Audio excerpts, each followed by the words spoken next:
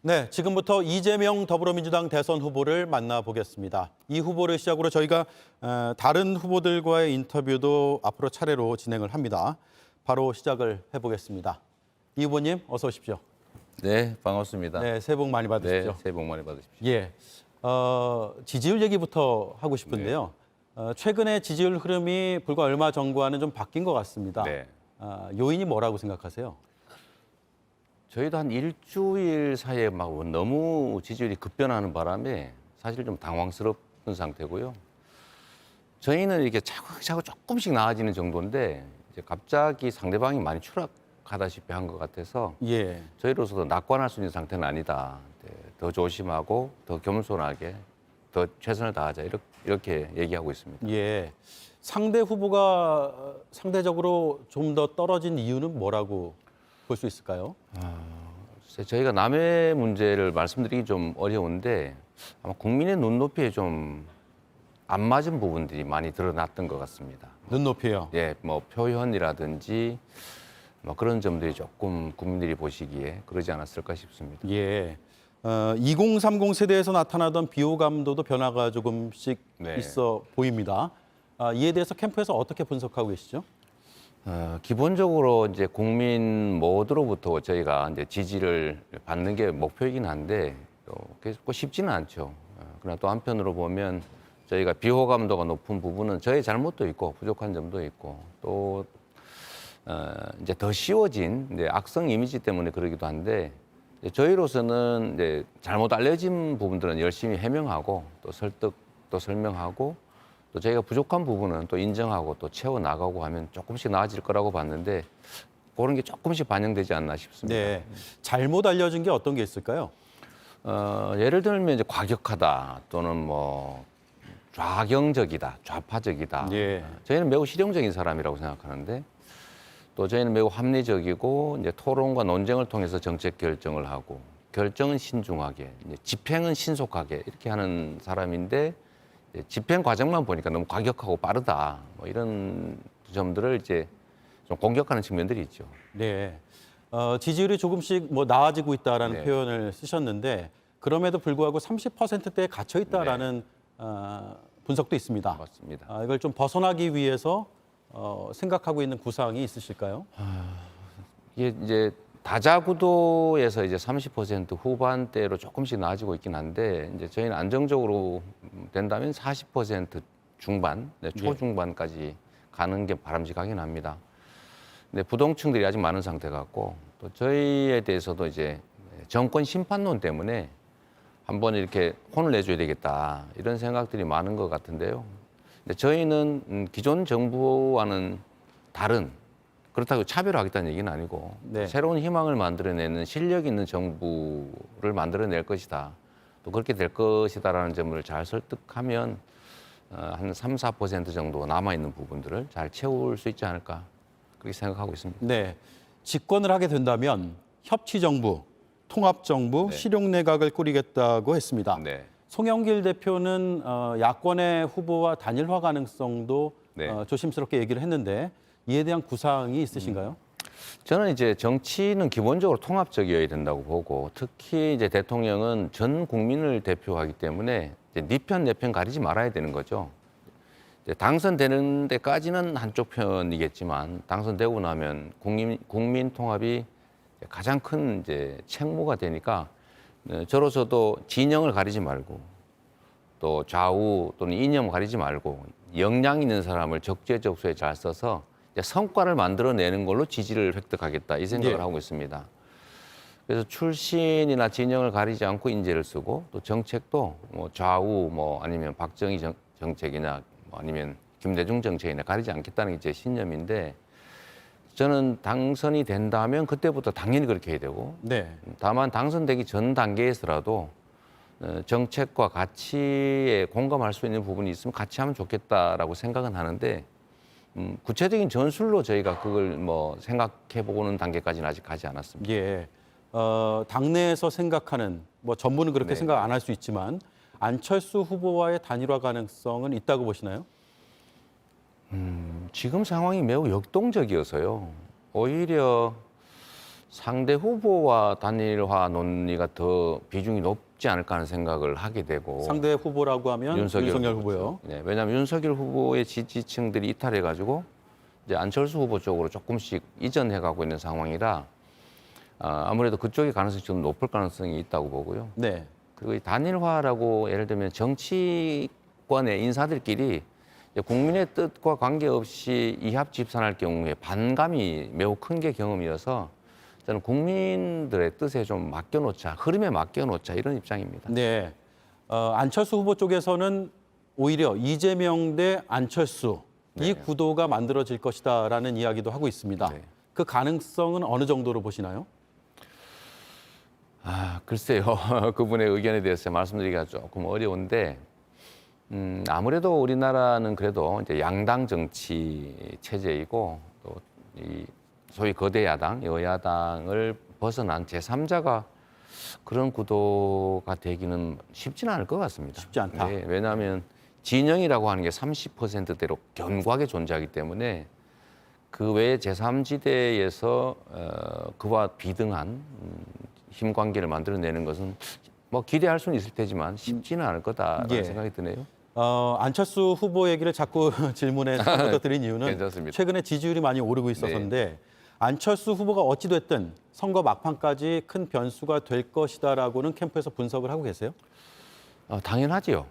이제 이게 만약에 이제 저희로서는 우리가 비세일 때, 열세일 때도 어쨌든 생각해 봐야 될 여지가 있는 부분이고 또 우리가 우세를 점했다고 해도 역시 그 안철수 후보의 그 뭐라 그럴까요? 이렇게 거취라고 하는 게 이 선거판에 크게 영향을 미칠 수밖에 없으니까 예. 아무래도 저희도 마음을 쓰지 않을 수가 없죠. 예. 당선되시면 예비 내각을 생각하고 있다라는 네. 말씀도 하셨는데 생각해 두신 인사가 있습니까? 생각을 안 할 수는 없고요. 예. 그러니까 저희는 이제 이길 걸 전제로 하는 것은 아니고 이제 예를 들면 질 경우, 이길 경우에 어떻게 이길지에 대해서도 모든 가능한 경우를 다 점검해 놔야 되기 때문에 가능성의 하나로 이제 생각은 안 할 수가 없는데 인재라고 하는 게 사실 널려 있는 건 아니지 않습니까? 그리고 또 아까 말씀드린 것처럼 가장 유능한 인재를 가장 적재적소에 써야 되는데 그러려고 하면 이제 잠재적인 가능성 있는 분들을 저희가 점검을 안 할 수가 없죠. 그러니까 예. 공식적으로 하는 건 아니고 머릿속에. 그렇다고 뭐 그분들 동의를 받은 것도 아니고 또 말씀드리는 것 자체가 선거법 위반이기도 하고 네. 또 불필요한 오해들을 부르기 때문에 말씀드리기는 좀 어렵지만 많은 생각은 하고 있습니다. 예. 상징적인 인사 중에 지금 야권의 인사도 있나요? 저는 당연히 있습니다. 있습니까? 네. 저희가 말씀드리는 통합 내각, 실용 내각 말씀을 드릴 때는 정말로 진영을 가리지 말자. 네, 권력을 나누는 것과는 좀 다른 문제입니다. 그런 건 소위 연정이라고 불리는 건데 뭐 일부분은 당신들이, 일부분은 우리가 이렇게 하는 걸 연정이라고 하지 않습니까? 그 단계가 아니고 가장 유능한 인재를 가장 적재적소에 쓴다고 하는 측면에서는 어느 쪽에 소속됐냐를 왜 가리느냐. 네. 동의받을 수 있다면 최대한 운동장은 넓게 쓰자. 예. 그게 실력이다. 저는 그렇게 생각합니다. 네. 그 구상을 선거 끝나기 전에도 네. 당사자와 공유하실 생각도 있으세요? 그건 자칫 잘못하면 특히 이제 진영이 다를 경우에는 엄청난 정치적 파장을 불러올 테고 좀 아마 기대했던 효과보다 부작용이 훨씬 클 것 같습니다. 네. 네. 알겠습니다. 토론을 네. 좀 더 보고 싶다 이런 의견들이 많은 것 같습니다.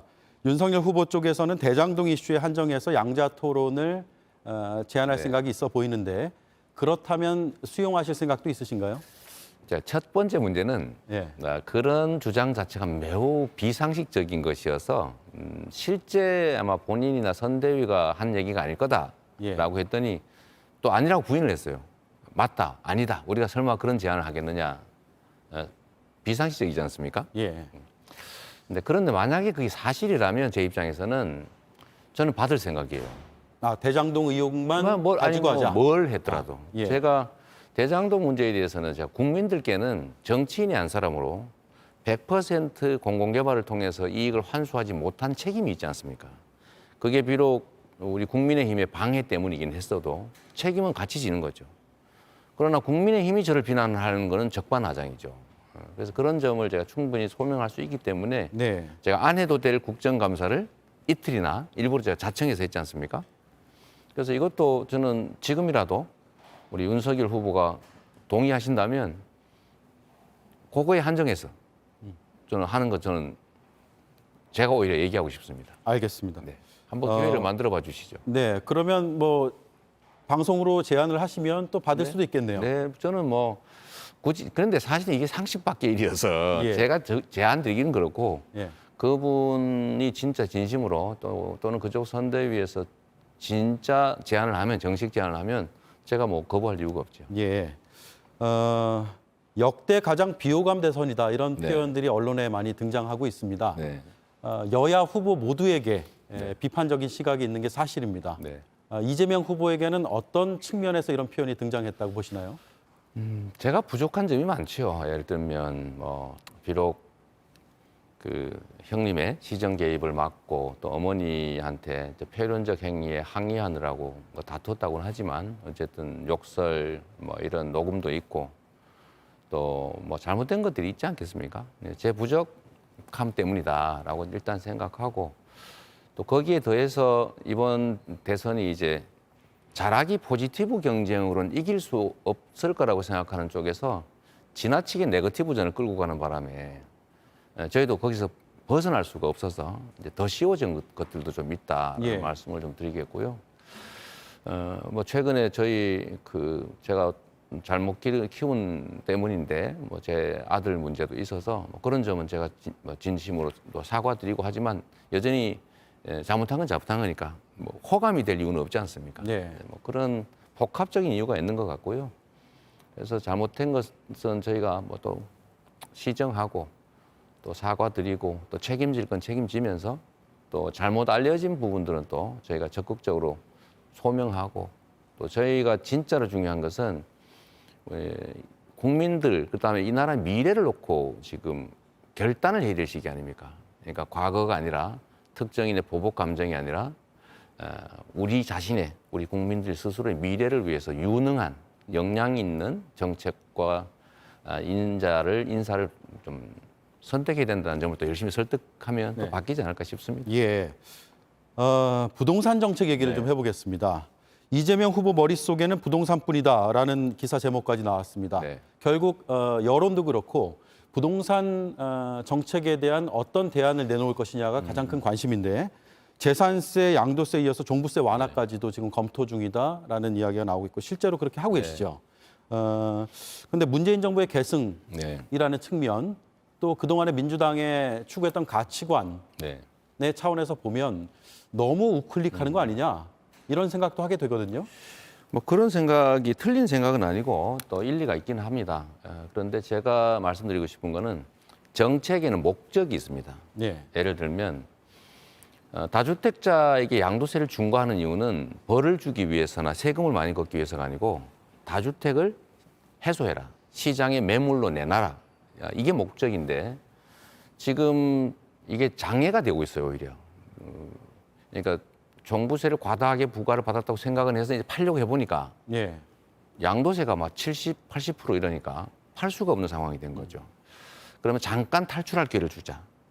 아예 없애는 게 아니고 그래서 한시적, 단계적 중과 완화. 요거는 이제 정책 목표에 부합하게 바꾼 것이고요. 유용하게.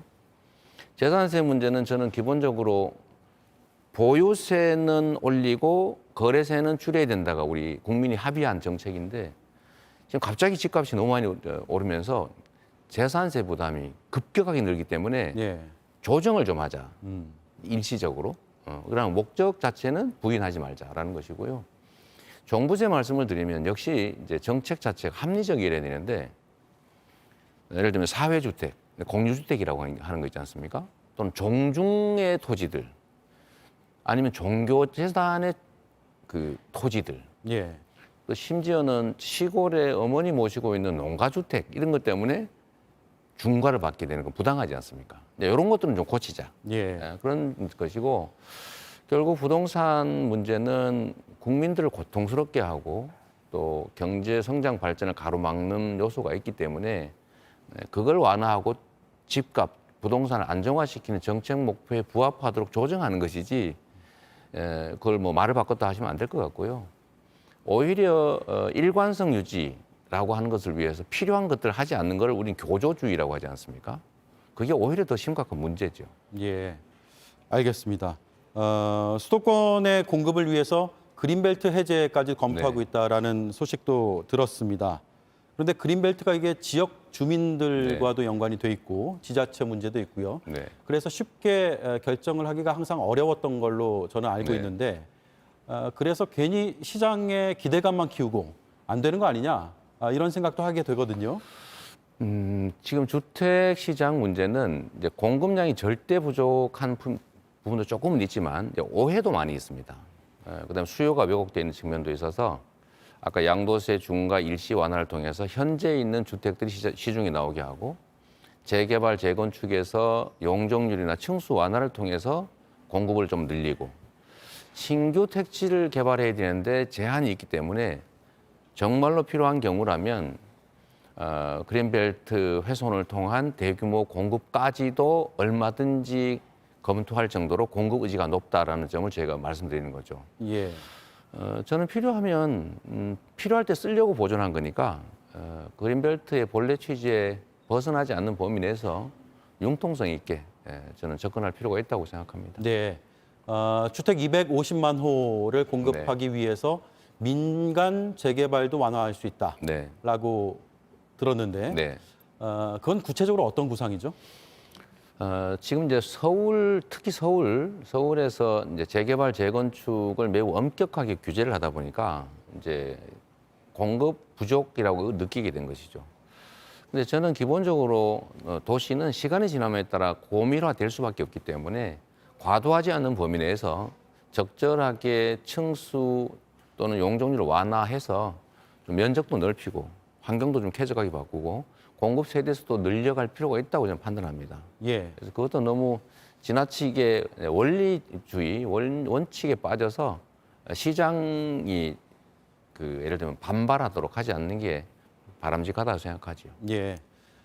부동산 정책, 그러니까 네. 현 정부의 부동산 정책을 실패라고 규정을 하고 계시는데 네. 다른 정책 중에서도 실패했다고 생각하는 정책이 있으십니까?